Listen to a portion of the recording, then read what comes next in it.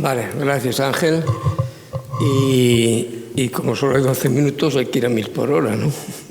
Bueno, aquí de entrada veis la factoría en pleno funcionamiento.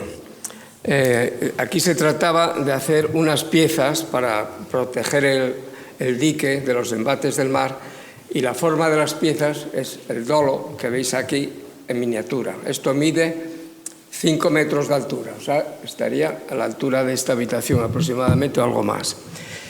Y aquí veis en la foto los dolos colocados en el dique y a la izquierda la factoría.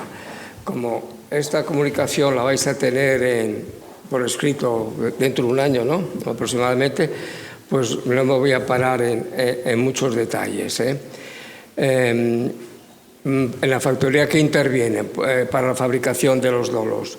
Pues unas canteras donde se extraía la piedra, en granitos, en Galicia, unos hilos de almacenamiento de cemento, unas instalaciones y maquinaria dentro del parque, que eso explicaré, una esplanada enorme de almacenamiento, porque de estas piezas hubo que hacer 19.000, y la colocación del manto sobre la escollera, que con unas máquinas también muy especiales.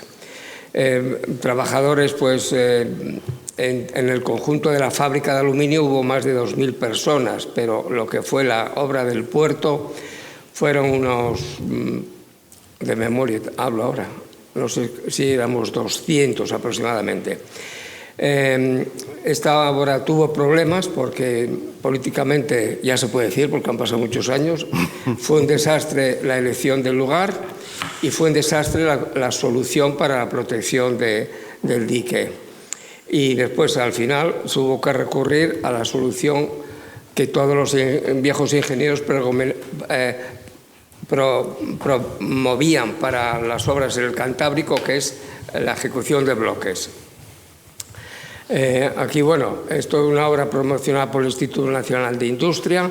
Endasa, es una empresa nacional de aluminio que se creó en el 43, y la planta de San Ciprián entró en funcionamiento en el año 80. Esta obra duró 3 años, del 77 al 79.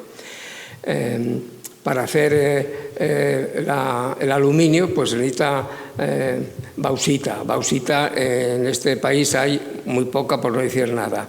Hay que traerla de fuera. Entonces la elección del lugar vino determinada porque tenía que ser un puerto de mar, un sitio próximo al mar, porque si llegaba por barco, pues no había que ahorrar costes en el transporte hacia la factoría si estuviera en el interior del país.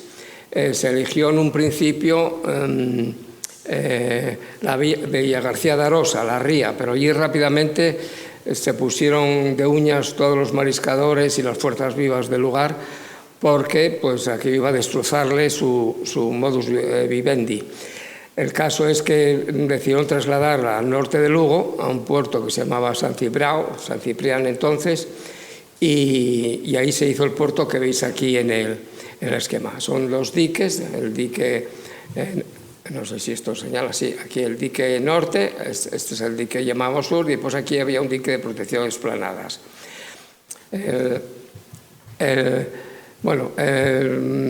La construcción de la fábrica se hizo por distintas empresas, en las que en todas colaboraba Usini, que era una empresa de Lini, que era la que ponía, daba la cara ante Aluminio. Y después estaba auxiliada por dragados, en unos casos, MZ, y también por cubiertas y por constructora internacional. En la construcción del puerto intervinieron Ausini, cubiertas, MZ, constructora internacional y dragados. Aquí veis el puerto, el dique norte, que tenía 950 metros, el dique sur 1130 y el dique de protección de esplanadas que protegía de los embates del mar. El dique pues, está formado, como veis en esta sección, por un núcleo de escollera, de todo uno, en el centro, y está protegido por distintos mantos. Una primera escollera de más de 3 toneladas, sobre esa iba un segundo filtro de una escollera de más de 7 toneladas, y encima pues es la protección de todo ello, y que necesitaba romper la energía que comunican las olas al dique, para que no destrocen el dique. Y en un principio, pues lo que hubieran hecho cualquier ingeniero de la época es poner un manto de bloques de 120 toneladas aproximadamente, y con eso pues hubiera aguantado 1000 años la obra. Pero aquí se decidieron ahorrar hormigón y claro, lo cambiaron a los 120 toneladas por un dolos, que es esta pieza de 50 toneladas. Esta pieza la había desarrollado un ingeniero australiano que se llama sudafricano, Merrifield, y bueno, pues había funcionado bien hasta tamaños de 25 toneladas, pero aquí se hizo una extrapolación. A la vez que se hizo aquí, se hizo en el puerto de Sines, en Portugal. Para el cálculo del tamaño de la pieza se utiliza la fórmula de Merrifield, que ahí la tenéis, por si a alguien le interesa, que la puede leer, y la forma pues le da la posibilidad de disipar la energía mucho mejor que un bloque, y por eso se eligió esta forma. Aquí tenéis la pieza, que tiene un volumen de algo más de 20 metros cúbicos, que con 2,5 densidad del hormigón pues da a las 50 toneladas. Se utilizó para esto hormigón caliente, no como erróneamente hemos puesto en algunos sitios, como hormigón armado. No, aquí se utilizó hormigón caliente. El hormigón caliente era una técnica, y es una técnica, que a base de amasar el hormigón con altas temperaturas del agua, y pues se consigue que fragüe más rápidamente y poder desencofrar, porque si se hacía con métodos convencionales, pues esta pieza no se podía desencofrar hasta los 3 días, y de esta manera en 5 horas se podía retirar la pieza y poder hacer otra.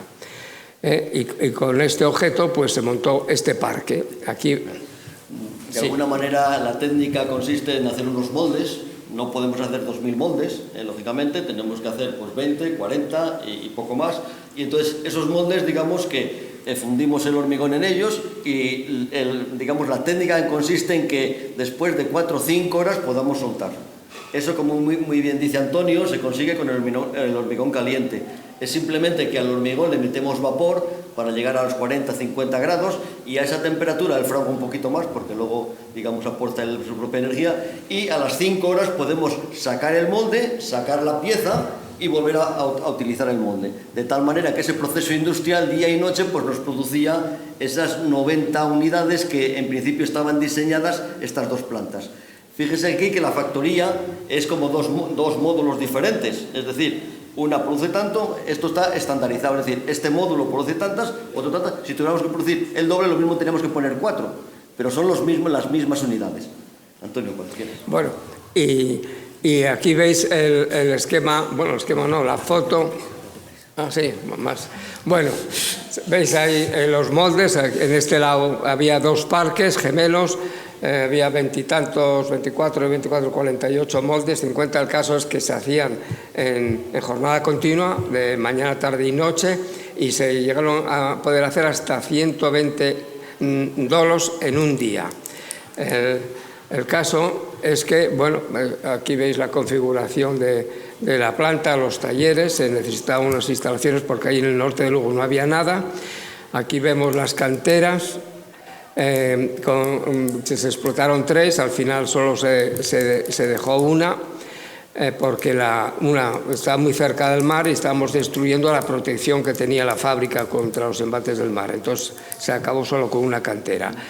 El cemento había que traerlo de Asturias, porque en Galicia no hay cemento, no hay fábricas de cemento, hay muy poca caliza en todo el territorio, menos de un 5% de la superficie de Galicia es caliza.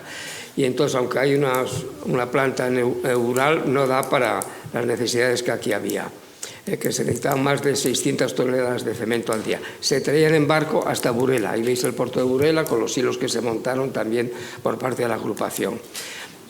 Aquí veis, bueno, la planta ya la habéis visto, aquí con más detalle.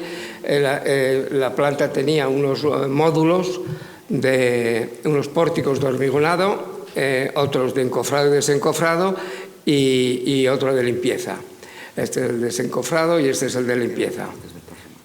Y aquí llegamos al parque. Claro, estas piezas ocupaban 25 metros cuadrados, se hicieron 20.000 y os podéis imaginar, las piezas las teníamos hasta en el comedor.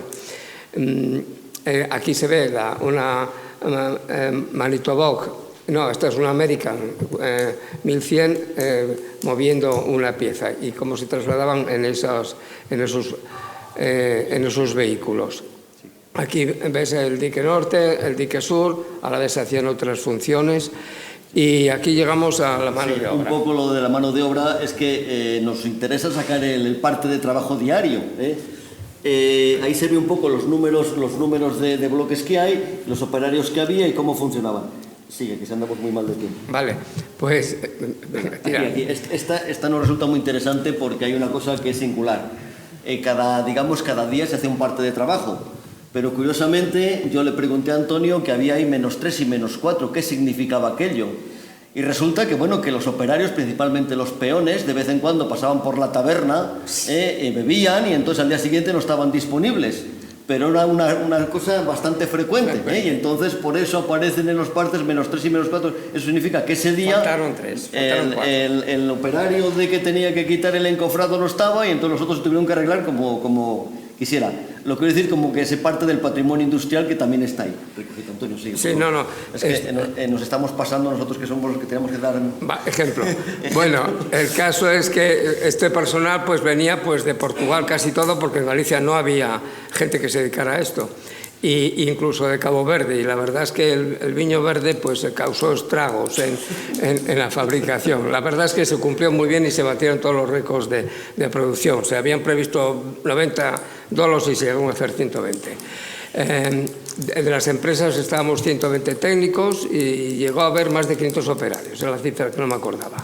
Teníamos nuestro servicio médico y todo, porque allí no había hospital. En esa parte de Galicia no había hospital. Después Aluminio hizo un hospital, pero hasta entonces la gente se venía a curar de los alrededores al hospital que tenía la empresa. La camaradería que existió allí fue total, se organizaron torneos de fulbito, torneos de fútbol grande, el cual ganó la agrupación Puerto San Ciprián, no iba a ser menos.